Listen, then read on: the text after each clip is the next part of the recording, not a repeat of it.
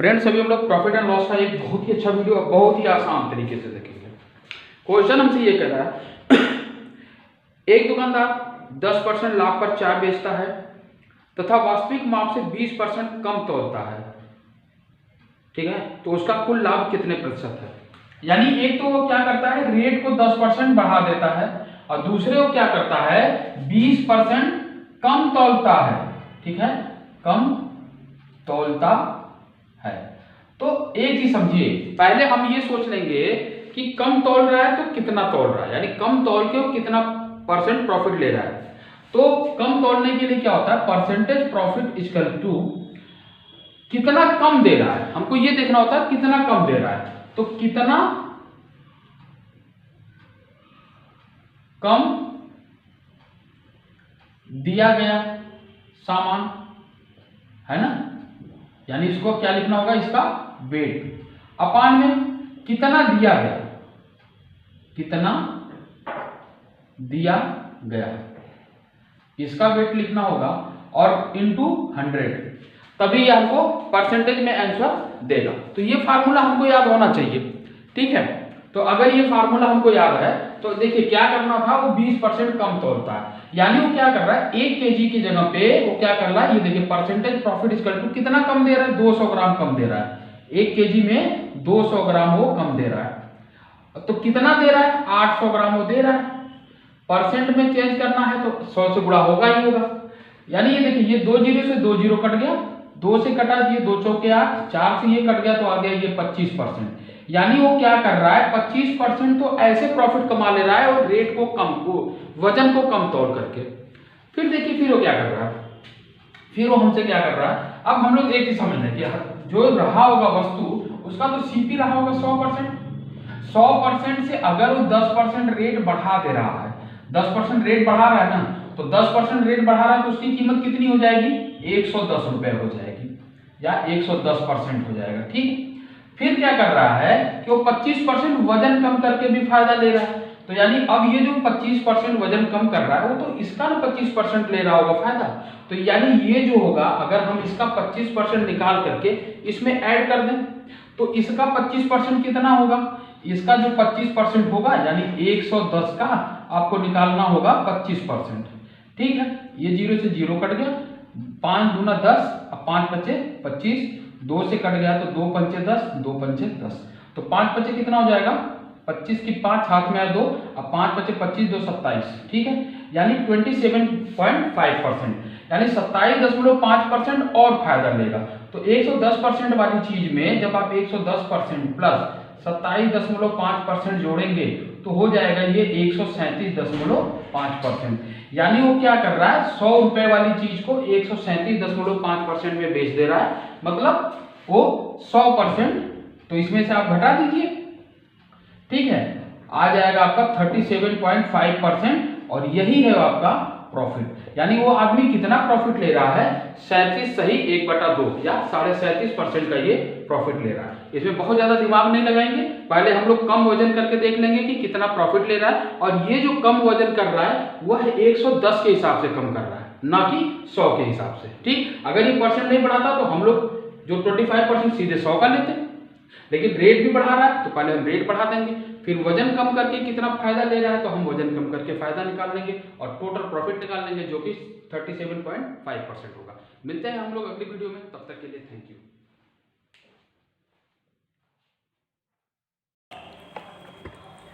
Hello friends, अभी हम लोग एक छोटा सा टॉपिक देखेंगे जिसमें 16 महाजनपद और उनकी राजधानियों को देखेंगे।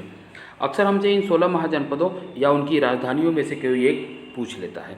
सबसे पहला जो महाजनपद है वह है अंग। अंग की राजधानी क्या थी, अंग की राजधानी थी चंपा। जो दूसरा हमारा महाजनपद है वह है मगध। मगध की राजधानी गिरिब्रज या राजगृह थी, ठीक है। उसके बाद जो था वह है काशी। जो काशी महाजनपद है इसकी जो राजधानी हुआ करती थी वह हुआ करती थी वाराणसी। अगला वत्स। वत्स महाजनपद की राजधानी क्या हुआ करती थी, वत्स महाजनपद की राजधानी थी कौशाम्बी। उसी प्रकार वज्जी महाजनपद जो था इसकी राजधानी थी वैशाली, विदेह या मिथिला, ठीक है। कोसल। कोसल महाजनपद की राजधानी श्रावस्ती थी। ठीक है, फिर देखिएगा अवंती, अवंती जो थी महाजनपद, अवंती महाजनपद की राजधानी उज्जैन या महिष्मती थी। और मल्ल महाजनपद की राजधानी क्या था? कुशावती। मल्ल महाजनपद की राजधानी कुशावती, ये कई बार पूछा गया है। पंचाल, पंचाल जो महाजनपद था इसकी जो राजधानी थी वह अहिच्छत्र थी या काम्पिल्य थी। और चेदी महाजनपद की राजधानी शक्तिमती थी। फिर देखेंगे हम लोग कुरु, कुरु महाजनपद जो था इसकी राजधानी क्या थी? इसकी राजधानी थी इंद्रप्रस्थ। और मत्स्य की राजधानी थी विराटनगर। फिर हम लोग देखेंगे कंबोज, कंबोज महाजनपद जो था इसकी राजधानी थी हाटक। क्या राजधानी थी? इसकी राजधानी थी हाटक। और सूरसेन, काफ़ी मशहूर सूरसेन जो महाजनपद है इसकी राजधानी मथुरा हुआ करती थी। फिर देखेंगे अस्मक, अस्मक की राजधानी पोटली या पोतन था। और आखिरी जो 16वां महाजनपद है वह था गांधार। तो गांधार की राजधानी क्या थी? गांधार की राजधानी तक्षशिला थी। इस तरह से अक्सर किसी राज्य को महाजनपद का बता करके उसकी राजधानी पूछ लिया जाता है, या कोई राजधानी बता देगा और पूछ लेता है कि इसका किस महाजनपद की यह राजधानी थी। तो ये 16 महाजनपद थे और 16 महाजनपद को हम लोगों ने जनपद भी देखा और उसकी राजधानी को देखा। मिलते हैं हम लोग अगली वीडियो में, तब तक के लिए थैंक यू। और प्लीज़ मेरे चैनल को लाइक, शेयर और सब्सक्राइब जरूर करें। Thank you. हेलो फ्रेंड्स, अभी हम लोग बुद्धि से संबंधित कुछ इंपॉर्टेंट पॉइंट्स देखेंगे। ये टीटी, सीटेट और सुपर टेट के लिए बहुत ही इंपॉर्टेंट है। सबसे पहले हम ये देखेंगे कि ये जो बुद्धि है ये किन किन चीज़ों के ऊपर डिपेंड करती है। तो बुद्धि जो है लिंग पे भी डिपेंडेंट है, वंशानुक्रम पे, प्रजाति पे, वातावरण, स्वास्थ्य एवं आयु से संबंधित है। इन सभी चीज़ों पे बुद्धि डिपेंड करती है। फिर देखिए थार्नडाइक ने बुद्धि के कितने प्रकार बताए हैं? तो थार्नडाइक ने बुद्धि के 3 प्रकार बताए हैं। पहला अमूर्त बुद्धि, दूसरा सामाजिक बुद्धि और तीसरा गामक या यांत्रिक बुद्धि। आइए इन तीनों को देख लेते हैं कि ये क्या होते हैं। अमूर्त बुद्धि की बात अगर करें तो अमूर्त बुद्धि वाला जो व्यक्ति होगा, ऐसी बुद्धि वाले मनुष्य कवि, साहित्यकार, चित्रकार, दार्शनिक होते हैं। सामाजिक बुद्धि की बात अगर करें दूसरे नंबर की, तो इस प्रकार के बुद्धि वाले व्यक्ति व्यवसायी होते हैं, कूटनीतिज्ञ होते हैं और सामाजिक कार्यकर्ता होते हैं। और जो तीसरी बुद्धि है गामक या यांत्रिक बुद्धि, इस प्रकार की बुद्धि वाला मनुष्य कुशल कारीगर होगा, मिस्त्री होगा, इंजीनियर हो सकता है। आइए अब हम लोग देखते हैं कि बुद्धि के सिद्धांत, यानी बुद्धि के किस सिद्धांत को किसने दिया है। एक कारक सिद्धांत, बुद्धि का जो एक कारक सिद्धांत है यह किसने दिया है? इसको विने, टर्मैन और स्टर्न ने दिया है।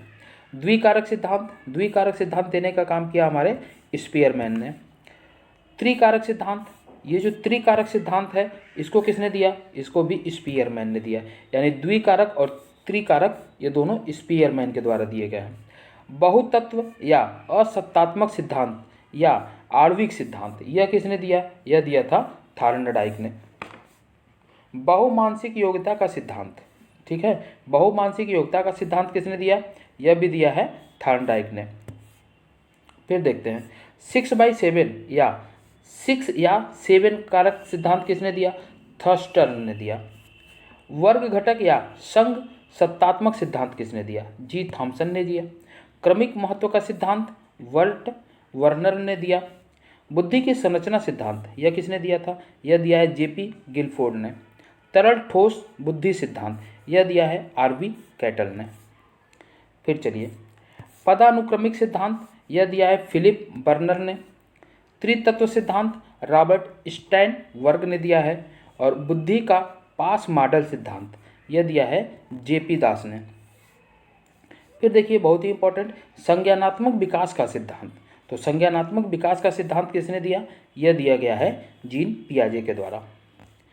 फिर देखेंगे जीएस कारक सिद्धांत। तो जीएस कारक सिद्धांत जो है यह स्पीयरमैन के द्वारा दिया गया है। और आखिरी जीएस फैक्टर के प्रतिपादक कौन है? तो जीएस फैक्टर के भी प्रतिपादक स्पीयरमैन हैं।